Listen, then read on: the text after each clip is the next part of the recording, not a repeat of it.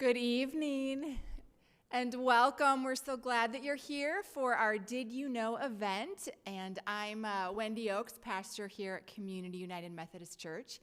And our community education and outreach team is so excited to welcome Bud MacKenzie. And I got to hear Bud this summer because he spends a couple of months in the summer here and he spoke to the Rotary Club.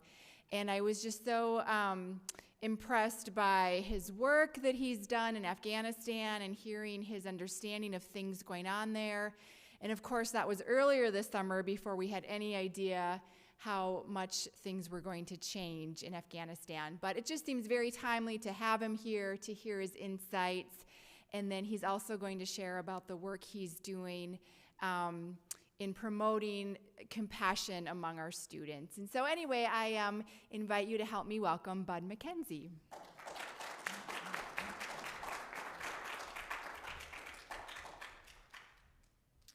Oh, somehow, Dawn, I didn't bring my, can you hear me, Dawn? Somehow I didn't bring my clicker up here. I don't know. Might be in that bag or in a bag in your, should be in the bag that's in there. I don't need it right away. But I'm very pleased to be here tonight, and thank you for coming. I'm here because of a Montanan, by the way. In 2003, Greg Mortensen was on the cover of Parade magazine. He's a Montanan. And there was a caption under his photograph which read, "He fights terror with books." Now, I've never opened up Parade magazine before, and I haven't opened up one since, but I learned about him building schools in Pakistan and Afghanistan. So I gave him a call. And it took me about 6 weeks to get a hold of him, and after an hour's worth of due diligence, I asked him, well, how much money is it going to cost to build another school in Afghanistan? And he said $25,000. And I said, go pick another village. I live in Lafayette, California during the winter. We can handle $25,000. So then I called, you know, that handful of people you can always call and say, we're going to do something. I said, we're going to raise $25,000 to build a school in Afghanistan. And so then the community started to mobilize, and we ended up raising close to $60,000 in the process. And then 2 years later, the school was done. And I went to see it. And that became a life-altering event for me because I saw the conditions in Afghanistan, and they, at the time, were the 5th poorest country in the world. Here comes the clicker. Great. I didn't used to do this when I was younger. Right? This group can understand. So anyway, I learned about U.S. involvement in Afghanistan also, and I saw the conditions. And I was face to face with abject poverty. So that became a life-altering event. I had no intention of doing anything other than raise money for a school and be done, but that changed my life. And I'm going to get right to the involvement of the United States in Afghanistan. 10 years ago, an Afghan captive, a leader, not an Afghan, but a Taliban captive, he said, Americans have the watches, but we have the time. Right? He's right, isn't he? He was right. We've been fighting a guerrilla warfare for 20 years. And they're not just soldiers, they're holy warriors. They're jihadists on a mission to win the war against non-believers. And they have the ability to go across the border during the winter and stay in Pakistan and come across in the spring, the summer, the fall, and go back. And how come there continue to be so many of them? We've had 100,000 plus troops over there, and it's been a 20-year war, and they keep coming. And the answer to that question largely is because of madrasa schools. Madrasa schools are schools that are generally for boys, only boys. The one book, some of them only have one book, and that's the Quran. And you've seen the videos, haven't you, of the boys sitting on the floor and rocking back and forth and chanting. Well, there are 20,000 madrasa schools in Pakistan. And in large measure, they're being financed by the Wahhabis. And they are where? In Saudi Arabia. Now, they made a deal with the Saud family that you get to run the country, but we get some of that oil money. So one of the major contributors to raising the next Taliban are the Wahhabis in Saudi Arabia. But others support them as well. So the truth is, Biden's right. They weren't going to win. Over time, they would take the time, and they'd have the resources, and they'd have the manpower to take over the country. But what most Americans don't realize is that we didn't start our involvement after 9/11. Our involvement in Afghanistan had started in 1979. And that's when the Russians invaded Afghanistan. And what did we do? At that time, they were called the Mujahideen. The Mujahideen were coming across the borders in Pakistan and waging war against the Russians. And what most people don't know, and in fact they didn't know until later when somebody in the Carter administration wrote a book, is we started supporting the Mujahideen before they invaded Afghanistan.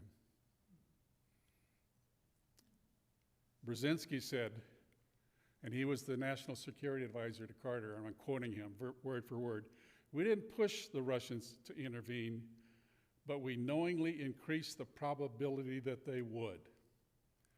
We increased the probability they would by supporting the Mujahideen." He felt that they would invade once they knew the U.S. was helping. Now, in the beginning, it was a clandestine war. We didn't admit that we were there. And if you read Charlie Wilson's War, you know that we ran around the world buying Russian bullets and Russian guns. We weren't giving them American guns and American bullets because we didn't want the world to know that we were helping. But then there was a weapon that we invented that turned the tide of the war. Who knows what that is? I'll tell you, it's the Stinger. You put it on your shoulder, you aim it at a plane or a helicopter, heat-seeking device, it brings down the helicopter or the plane. That turned the war because no longer could the Russians just shoot down on the Mujahideen. There was no way at that point that the world didn't know we were involved. So, and why did we want to do this? It was not for the benefit of the Afghans. And this is Brzezinski again, who said, and I quote, and I want to get him verbatim, "We now have the opportunity of giving to the USSR its Vietnam War." And we did. In other words, Afghanistan was going to become Russia's Vietnam. That was our purpose in being there. Now, later in time, if you saw the movie or read the book, the role played by Julia Roberts, the woman who's a friend of Charlie Wilson, I spoke with her. And she asked me during the course of the conversation, she said, "Bud, do you know why we were able to get so much money out of Congress?" And I didn't really know, and I said, "No, why?" She said that they were getting money out of Congress because they were convinced that if the Russians took over Afghanistan, they'd be able to take over Pakistan quickly. What's the advantage of taking over Pakistan? Down at the bottom of Pakistan is the Caspian Sea. What's nearby are the Straits of Hormuz. Some of you know what the consequence is of the Straits of Hormuz. That's where the oil comes through. So the two reasons for sponsoring the Mujahideen was to turn it into Russia's Vietnam and to keep the flow of oil from being interrupted by the Russians. That was it. 10 years later, in 1989, the Russians were driven out of the country. And the Berlin Wall came down within 9 months after that, and the Russian Empire began to disassemble. 3 years later, we pulled out all aid to Afghanistan. We were done. The country at that point was engaged in civil war. Now the warlords who had been fighting against the Russians were now competing for control of the country. And the Taliban were one subset of the Mujahideen. So the war was over, we were done, and the statistics and the cost to the Afghan country were somewhere between 562,000 and 2 million deaths. The number of Afghans who fled Afghanistan is estimated to be 6 million. And the Afghans who were displaced internally, meaning you have to leave your home and go to the cities, is 2 million. The American civilians and troops killed, 0. It was a proxy war that we waged for the reasons I just gave you. One final quote here by Brzezinski. When asked about the appropriateness of the U.S. intervention in Afghanistan, he said, "What is most important to the history of the world? The Taliban or the collapse of the Soviet Empire? Some stirred up Muslims or the liberation of Central Europe and the end of the Cold War?" Stirred up Muslims. The stirred up Muslims are in control of the country again. That's the consequence to Afghanistan. 9/11 then happens, and we go in to get bin Laden.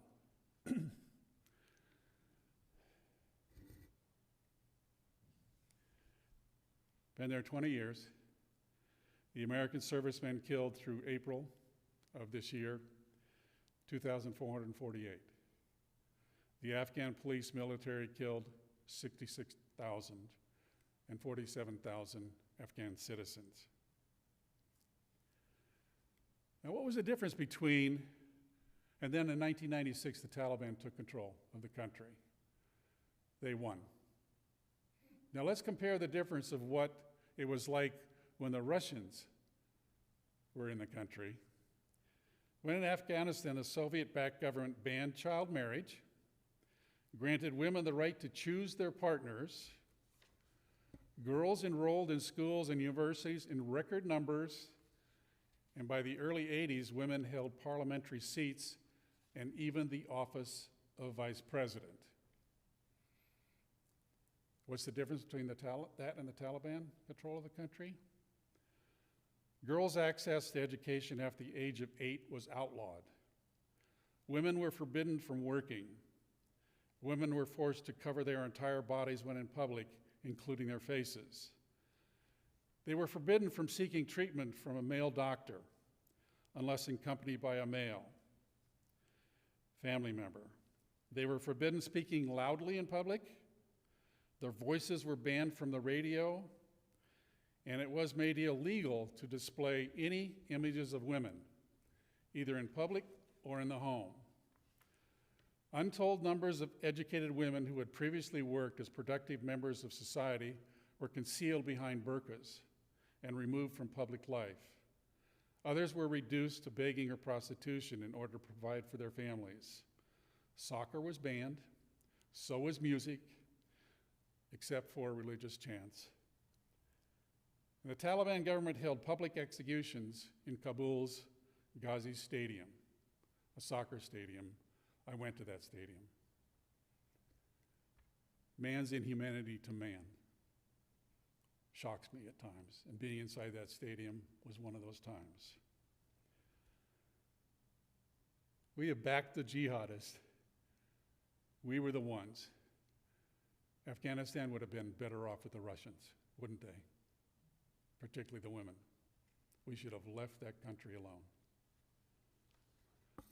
Now I want to address a little bit the withdrawal. This does get lighter, by the way, folks.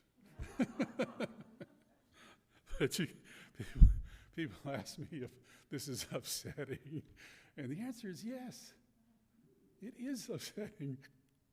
But it's so important that the rest of the world knows, particularly Americans need to know. We need to know. So, we entered into agreement February 29th, 2020, that we were going to withdraw all troops within 14 months. That was our deal. We had a written deal with the Taliban, and the Afghan government was not invited to participate in the negotiations. They were excluded. It's a 4-page deal. And if you want to see it, just send me an email. I'll send it to you. But the essence of the 4-page deal was this. Within 135 days, the Americans would reduce troops to 8,500, and we would remove troops from 5 military bases. The Taliban would stop killing Americans, and they would urge others to not kill Americans also. Negotiations were to take place between the Taliban and the central government in 10 days. Now, when they went to deliver this to the president of Afghanistan, Ashraf Ghani, they told him, you're going to have a meeting with the Taliban in 10 days. Between now and then, we are urging you, and we agreed to urge you, to release 5,000 prisoners. These are the people who were waging war against the Afghan army and the police in the cities and the towns. You're going to release 5,000 of them. And with 90 days, you're going to release the rest. The Taliban will release 1,000. Ceasefire, you can talk about that with the Afghans. No ceasefire during your negotiations. That's the deal. That's all the deal was. Now, in April of this year, President Biden said we're removing the remaining 2,500 soldiers. At that point in time, we had 2,500. Now listen, they weren't on the front line. What they were doing is providing training, intel. They were dealing with the drones and directing the drones. We had 2,500. And he said, we're going to get out by, they said, 9/11. The decision of the United States to withdraw was more symbolic than anything else. What's 2,500 soldiers? But what it said and communicated to the Afghans is they're going, the allies that are helping us are going, and the resources, the money that we need to finance the military and the police is also ultimately going. And Afghanistan has never had the money to pay for the army and the police that it needs. So now, this is our empathy part. Imagine you're an Afghan soldier, and you haven't been paid in 6 months. And the Taliban says to you, how about I give you $150 for that rifle, and you go home? What do you do? Then that goes up the ranks and up higher. And basically what the Taliban says is what Biden says, it's inevitable that we win. So do you want to just sort of die later? Or do you want to just give in now and live? And so I was shocked when I heard how quickly it happened, but on reflection and the empathetic side of me, that was the right decision for them to make. All that it would have happened if they had not done that is thousands and thousands of more people would have been killed over time, and they ultimately would have been taken over by the Taliban later. One more comment, and then we'll get to the good stuff. 2,500 soldiers, leaving 2,500 in Afghanistan. When did World War II end? 1945. As of February of this year, we have 45,000 military in Germany. We have 60,000 military in Japan, and we have 30,000 in South Korea. Why? One more quote by Brzezinski, though, but you're going to like this one. I like this one. He said, there's something troubling about a condition in which one country alone, which roughly has 5% of the world's population, spends more than 50% of the world's defense budgets. There's something weird about that. He uses weird, I use absurd. Now you get to the good part. This is the work that we, Trust in Education, has done over the years. And now we're ready. Yeah, okay, good.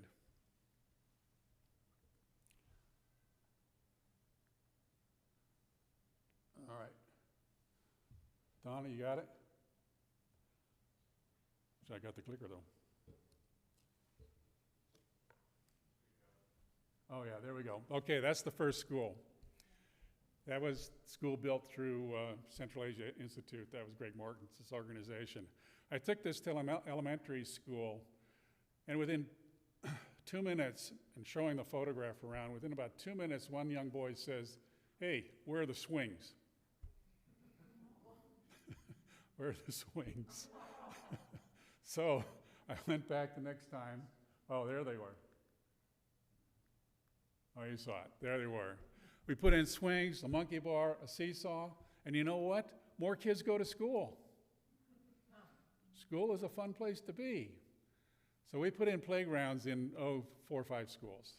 And in every single one of them, more kids were able to go to school. I learned about a young boy who would not come to school because he didn't have any shoes. And he did have shoes, but he had to wear his mother's shoes to come to school. So I said, let's buy him and buy anybody who doesn't have shoes some shoes that's keeping them from coming to school. And we bought about 20 pairs. They were only like $10 a piece. This is in the village of Lalandar, and one of the things that the Russians did to punish the villagers for harboring the Mujahideen was to come out and destroy their aqueduct systems, their water systems. So everything dries up. They cut down the trees for firewood, and so we did this. Corte Madera School down in Portola Valley, led by a student at the time, Aaron Ebert, they raised $12,000. That plus another $10,000 from other people, that's a fruit tree. We bought 22,000 of them, gave them to the farmers, which they planted. And about 5 years ago, I asked them, I said, I'd like to see what those trees look like today. There they are. Now, here's the thing about this whole tree purchase. I bought like 8,000 of those from a nursery, and I asked the young man whose family owned the nursery, I said, what other organizations besides our organization brought fruit trees for the farmers? You know what the answer was? We're the only ones. Now here's the thing. If you want to wean the farmers from the production of opium, you grow opium, you get 2 crops a year, it takes less water, and you make more money. In the 5th poorest country in the world, what are you going to plant? There they are, apricots. A couple of years ago, they were talking about branding them as Thai Trust in Education apricots would be sold in the marketplace. Now, what's this? This is a happy man who just got a microcredit loan. And microcredit loans, you make small loans to people, they can make some money. The lesson learned about that, and I made about 100 loans of about $200 a piece. And we couldn't get into the women, so we're able to get into maybe 15 women. Made 15 loans to women, 100 to men. You know what you do? You don't make loans to men. Women give you your money back, men give you excuses. And it's not just in Afghanistan, it's worldwide. These microcredit programs, which are great programs, they don't make loans to men. Now this was a moment, again, where a life-altering moment. We had a program, this is maybe my 2nd or 3rd visit, and we decided to have a program. How can we find an industry or some way for women to make money? So we decided we'd have a sewing program. We get a sewing machine, and they'd come take sewing lessons, and I think sewing machines were $50 or $60 a piece. And we could hire somebody for $100 a month to teach sewing. This woman came up, and she had 2 daughters, and she wanted to have both daughters in the program, and they came to me and asked me. And I said, we should only take 1 per family because of space limitations. And then she was very animated, and she was looking up, and her hands were going like this, and she was looking at me. And so I asked the interpreter, I said, "What's she saying?" She said, "God has sent you to us." You know what? I think God sent her to me. I realized the little program, like a sewing program, had that much impact on this woman. I'm not going to come back to the States and spend more time putting leases together and forming corporations and doing buy-sell agreements.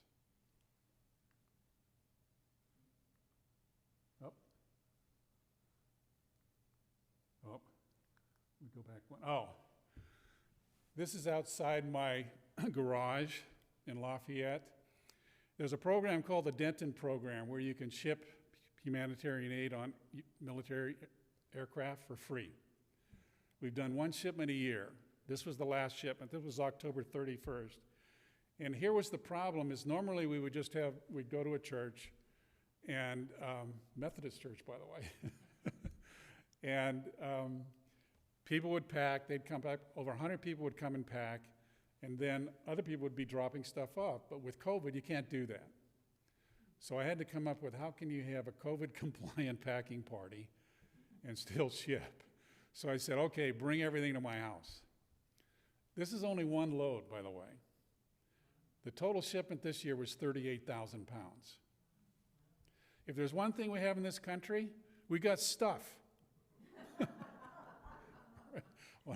When I call out for stuff, this is what happens to me. There's the COVID-compliant packing party.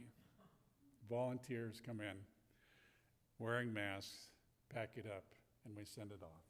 What kind of stuff was in your bags? Mostly clothing, but I get computers and toys and soccer balls and, a wide array of things. Children's clothes, boys, men's, girls, all that stuff. It's funny though, because Afghanistan, they sent me a message one year that said, "Don't send us any more of those XXX sizes." We're a little thin over here. So anyway, there's a boy getting a handful of clothes. And this was pre-COVID, by the way. This year, we would pack them in bags. We'd make a bag where you hand them out. And that way they would then go exchange with one another rather than have them pick. Okay. Couple things about this one. You see that knitted hat up there? The word went out all over this country that we can get stuff to Afghanistan. There are a lot of knitters in this country. And over the course of 2 or 3 years, I delivered 22,000 knitted items, knitted by Americans, that were sent to me to distribute. He's got one of them. He probably wants to know what the exchange policy is.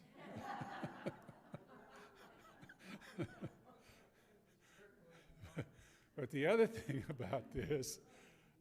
I love about this is I was over at an elementary school, Burton Valley, and a young kid, I go there every year, again, pre-COVID went there every year, and some kid was sitting, on the floor, and he says, "That's my jacket."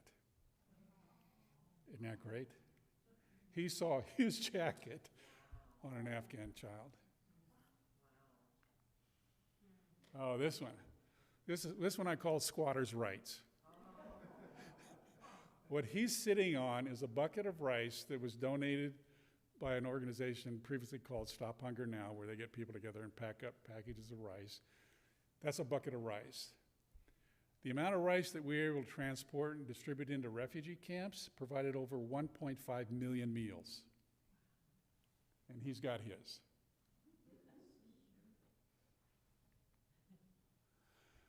Now, Jack Howell, he's there on the left. He convinced me to make solar cookers. 2 million people die from smoke inhalation a year. Over 50% of the water that the Afghans drink is contaminated. You make the solar cooker, you can cut down on the need for wood, the cost of wood, You can get water to a temperature where you purify it, and yes, you can cook with it.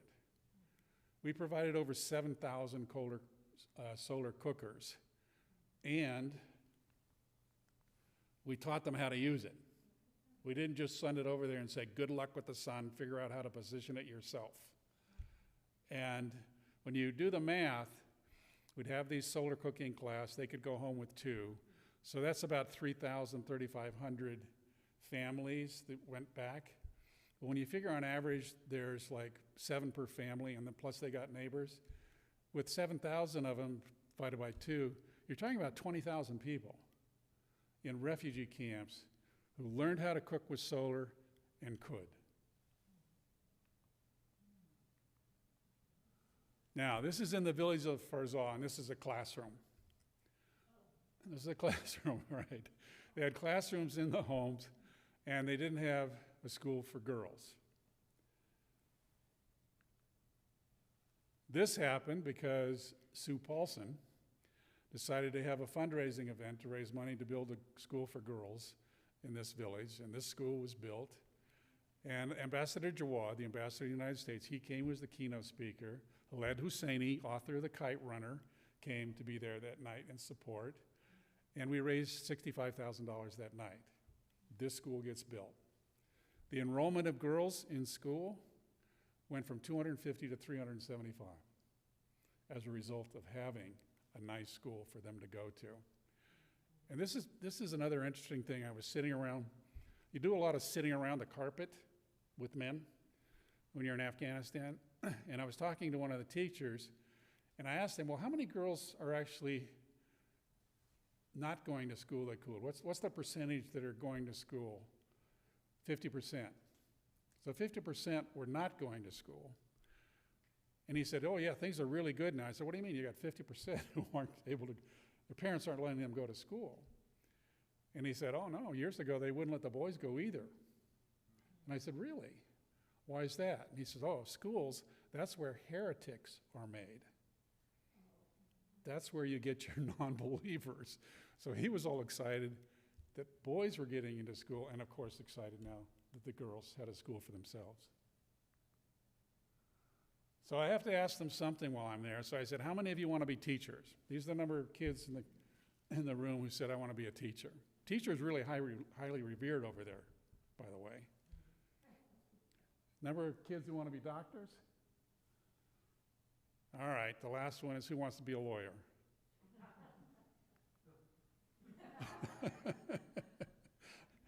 See the kid in the lower right-hand corner? Mere mention, I got it zeroed in. There he is. Mention the word lawyer, and that's his reaction.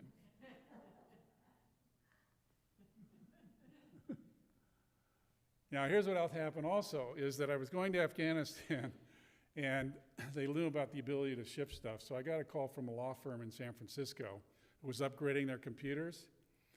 And they said, can you get them to Afghanistan? I said, yeah, on the next shipment. And they said, okay, come get them. There were 100 of them. Get over to the country, and I discovered that the schools have computer classes, no computers. Imagine taking computers with no computer with no computers. So we began to put computers in the school. And then what we did is we decided to create what I call computer libraries, and this is one of them. Now what you see on the screen there in the upper left, you see that math problem? Someone told me about Khan Academy. Khan Academy is an online nonprofit organization that's mission is to educate children online for free. The problem with an online video from Khan Academy is, number one, Afghans don't have access to it online, and they can't understand English. So Gerard Van Stein in Lafayette, over the course of 2 years, handled a program to translate 1,000 Khan Academy math videos into English, which are inside the computers in our computer libraries. And before the Taliban took over, we had 8 computer libraries utilized by over 600 children a day, 60% of whom were girls.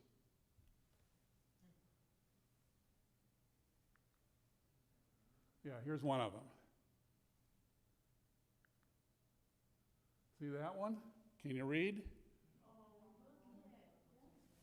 Those two people right there are responsible with the Bigfork Rotary Club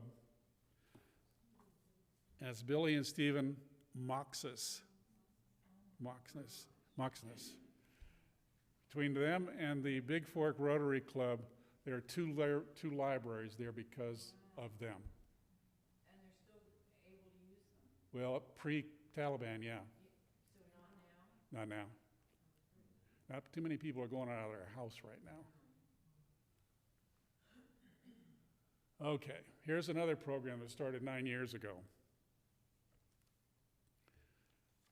It's our sponsorship program.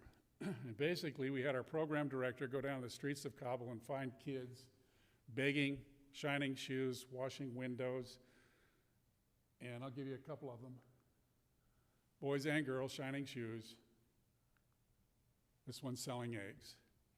She might sell 18 eggs in a day. In fact, she was selling 18 eggs a day. So we have this program where the parents sign an agreement that says, your child's going to get $50 a month, no more working on the streets. They go to school. And they sign up that, and when the program director was interviewing the kids and telling them about this program, they say, oh yeah, please, please, I want to stop shining shoes. I want to get off the street. I want to go to school. So the statistics of this program, sponsored to date, are 147. The total that we're being sponsored now are 75. We have 12 female college graduates, 3 male college graduates. In college, before the Taliban took over, were 15. Again, 12 female and 3 males. High school graduates, 55, female 33, male 21. Do you notice what's happening? More girls are getting advanced educations than boys. I love this program because every child has one sponsor, and they write each other, they communicate with each other, and they track their child. And it's no longer a kid they're sponsoring, it's their kid. Because I know when I have somebody who says, I'd like a child, they're going to go all the way. And it goes from having to, $660 a year, where the child gets $50 a month for 12 months, and the other goes to the program itself. It goes all the way up to $1,000 a year when they go to college. How crazy is that? Now, I show you this one. Kim Isaacs in the left hand, the teacher.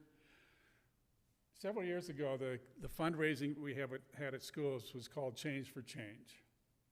And I began to realize that here's what happened in a Change to Change for drives. They'd bring the jars to school, they'd go home and they'd hit up their mom and dad for some money, go throw it in the change jar, and they were done. That was it. Some of them would go out and sell some lemonade or baked goods or whatever. But the vast majority of kids, that was it. So I changed the drive from Change for Change to the buck stops here. I don't want a single dollar in those jars that you haven't earned. So they became Earn It drives. I didn't know what would happen with that. The Earn It drives produced triple the amount of money. That's the Change for Change drive. And parents love this, by the way, because their child's running around saying, how can I earn some money? Groups get together, they bake together. In fact, here's a group. Yeah, here's a group, right? They all got together. And consider this actually in your area where, again, for children. Let me give you a story of Corte Madera, again, an elementary school. A kid, I went there year after year, and I came one year, and this child had earned $100. And he'd earned it over the year, and he lost the $100 on the way to school. But see, and people learning that, put the money in, so this $100 made it, But see, what was for me, that's a home run. That's not a child that just said, I'm going to earn some money for the next couple of weeks and put it in the jar. He did it the entire year. He embraced it. He internalized the desire to help Afghan children.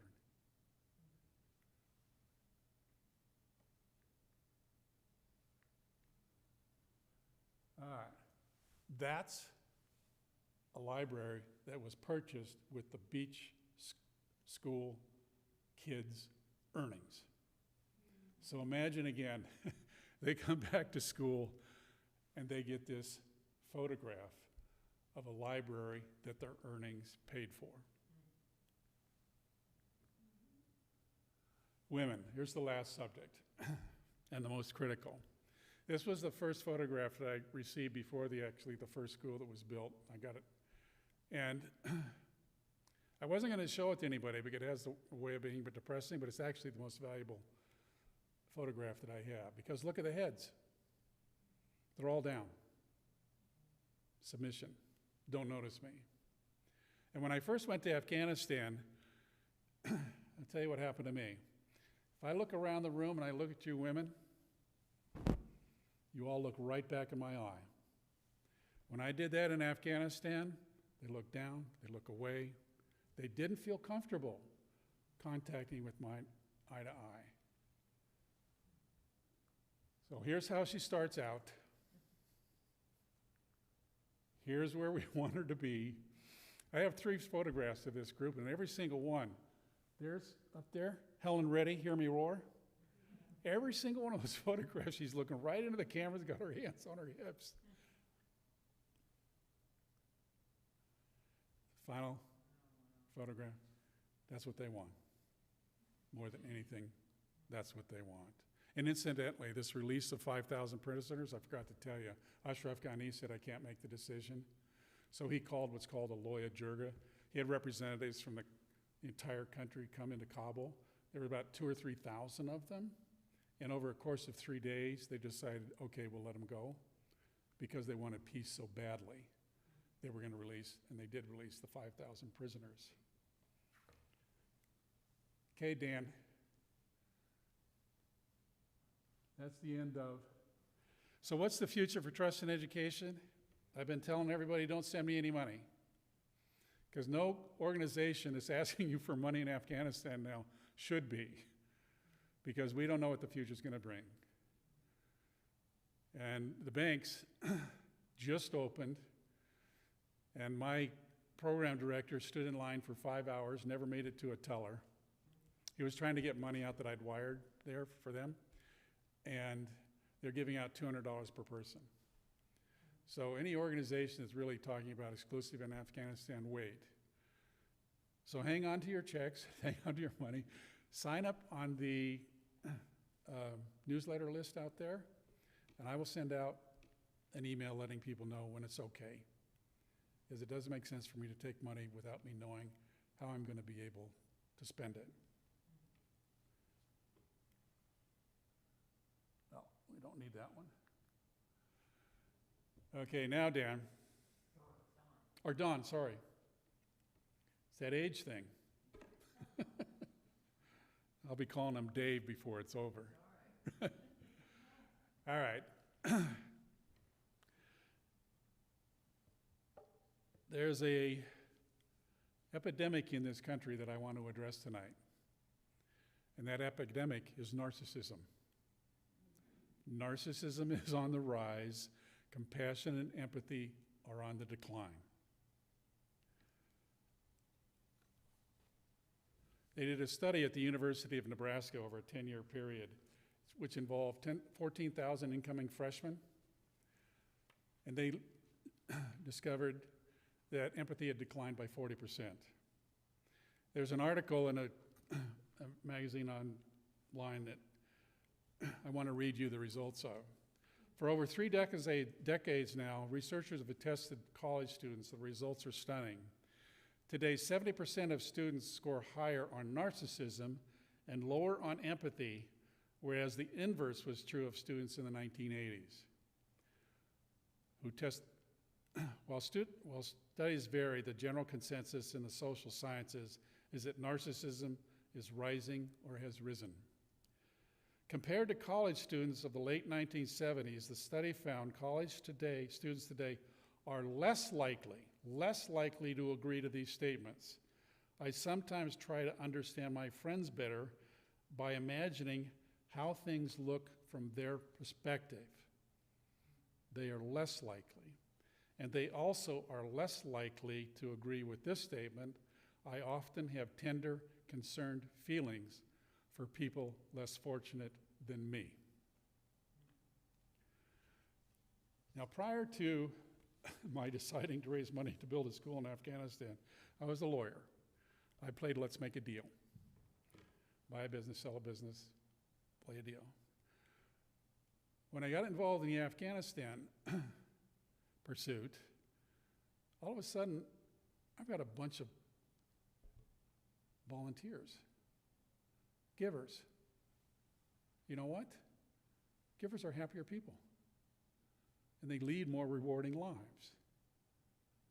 So if we're raising a bunch of narcissists, we're doing them a disservice. So how do we do that? How do we raise more compassionate children?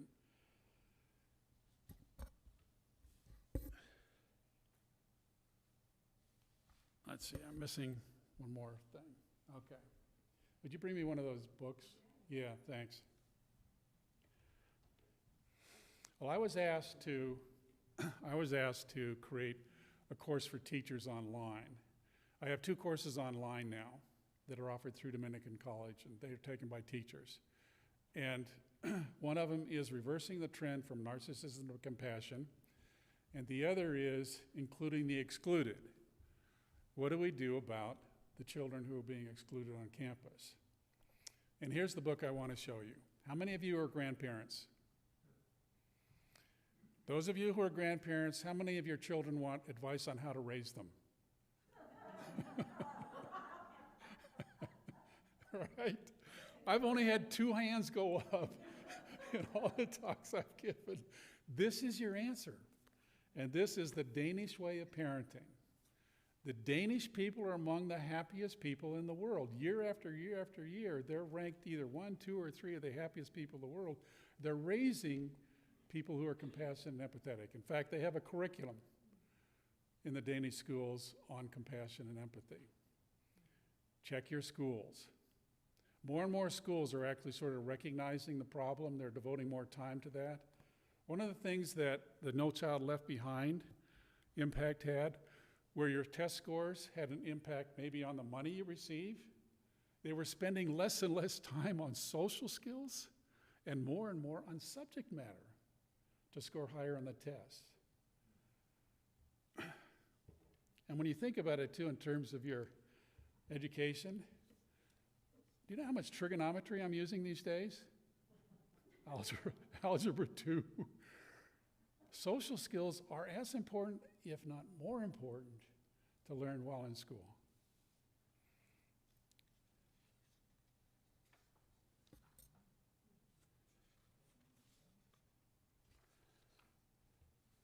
So in my course, what I've done is I've been able to have the teachers give me lists. And I have 2 lists, again, available to you. You just send me a email at trustandeducation@gmail, real easy. And I'll give you both lists. I'll send you both lists. And the one list is a list of practices that are being used throughout the country by teachers in school districts on what they're doing inside the classroom and in the schools. And I think it's the most comprehensive list of what schools are actually doing in the entire country. And I have a few favorites that I want to mention that are on the list. One of them is circle time. There's a teacher in Lafayette for 20 years at 9 o'clock in the morning when the school bell rings, all the kids are sitting on the floor in a circle. And I think this is 4th grade. And the very first question in the circle is, how are you feeling today? You cannot opt out. You have to say how you're feeling. I went to school for 20 years. How many times do you think anybody asked me how I was feeling today?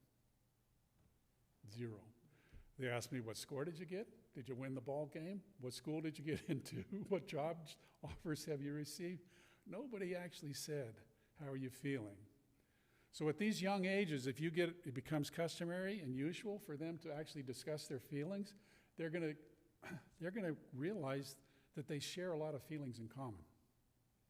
And talking about your feelings is not something you'd only speak with about one or two. And you're also going to start to identify children who have problems with being left out. You're not playing with me. They're not playing with me. This is why I feel the way I do. Another thing on this list is the buddy bench. And what the buddy bench is actually a bench. It's on campus. You go sit on the bench if you need a friend. And in England, they actually have a buddy bench patrol, keeping an eye on the bench, so if a kid goes sits on the bench, they're going to get a friend. My dad was in the Air Force. We moved every 3 years. If all I had to do was go sit on a bench to get a friend, I was constantly going into a new school saying, can I play with somebody? But a buddy bench would have been incredibly helpful to me.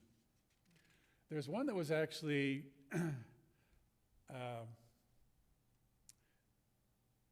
the idea came from actually a high school student in Florida. His name was Dennis Esteman. And he developed a club around the concept of we dine together. And what that is that they would make sure that no one during lunch ate by themselves. Phenomenal idea. And one of the teachers had read about this we dine together, and she wrote and she told me that when she read that, she started having kids be able to come to her room for lunch, and she was up to 10. Kids who had been eating by themselves were now in her room dining together. Another thing that is becoming increasingly popular is student mediation, where they're training children to mediate disputes between children. So rather than run to the teacher or run to the principal or run to the parents, you have student mediators. And those discussions are going to involve with students talking with other students saying, how did that make you feel? And how would you feel if that happened to you? So again, you get these discussions amongst the students and the children themselves, which relate to what impact were you having on someone else. Now, I do want to end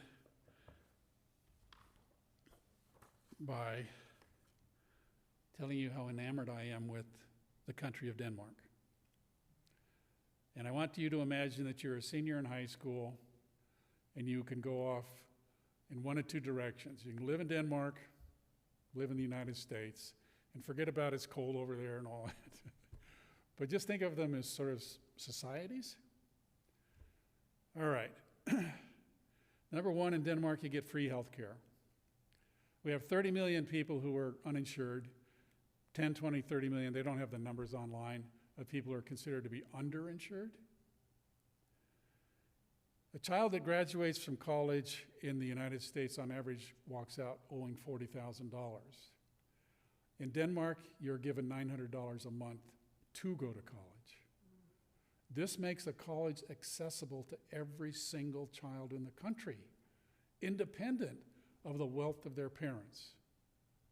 And as you know, we have a number of children who can't go to college because they simply can't afford it.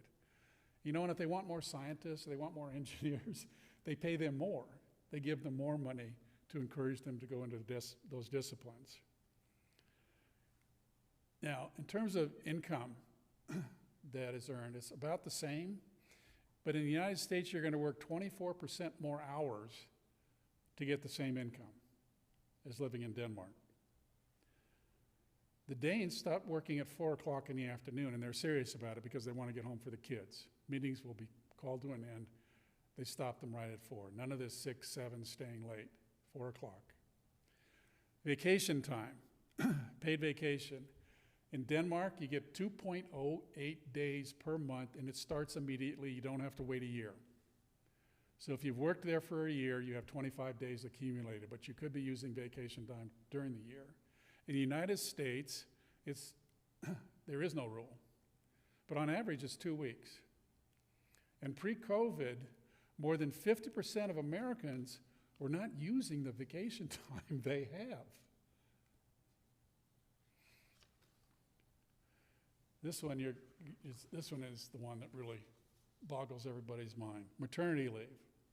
We're now having discussions about maternity leave in this country, 1 month, 2 months, whatever. Denmark, it's 52 weeks. An entire year. The woman gets 4 weeks off before the child is born. She gets the next 14 weeks. So now they're up to 18 weeks.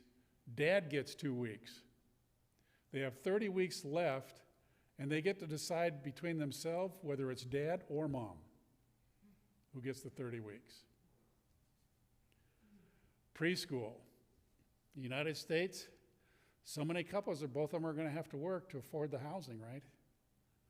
So if you don't have a grandparent, then you're going to have to go to daycare, or you're going to have somebody in home. How much does that cost? It's running anywhere from, people I know, anywhere from $12,000 a year to $20,000 and more to have somebody come into their homes. Denmark, the parents pay 30% of the cost of preschool childcare. And they make sure if you don't have the 30%, some organization or the city will provide it for you. 90% of the country has preschool. They're in the preschool child programs. Retirement. Denmark is rated number 1 in providing the best pension system in the world. The United States is ranked number 17th. Now catch this one. The elderly get free maid service if they want it. Free maid service without regard to how much money they have or what income they have. Now this one will be of interest to you. Gender equality. The best country for women ranking, Denmark was number 2 this year. The year before it was number 1. United States, number 18 this year. We were 15 last year. We've fallen 3 points as the best country for women to be in. Afghanistan, by the way, is considered to be the worst country in the world to be in. Finland, this I just read the other day. Finland will have no homeless by the year 2027. Why? Because they're building homes for the homeless. They have this, their goal is to have everybody in a home as a basic human right. And you know what they're discovering? It's cheaper to provide homes than it is to deal with the homeless when you add up the emergency medical care, the police, and the court systems. They're saving $17,000 a year per homeless person by providing them with a home. What's the difference between that country and this one? It's the difference between meism and weism. And what I submit to you and what I'm a firm believer in now, we need to go from a meist society to a weism society. And if we do, we're going to be happier and lead more fulfilling lives. This is the work that I've been doing is the most satisfying work I've done by far in my life, by far.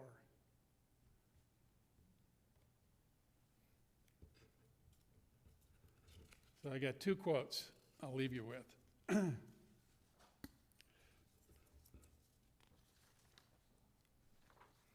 If I can find it.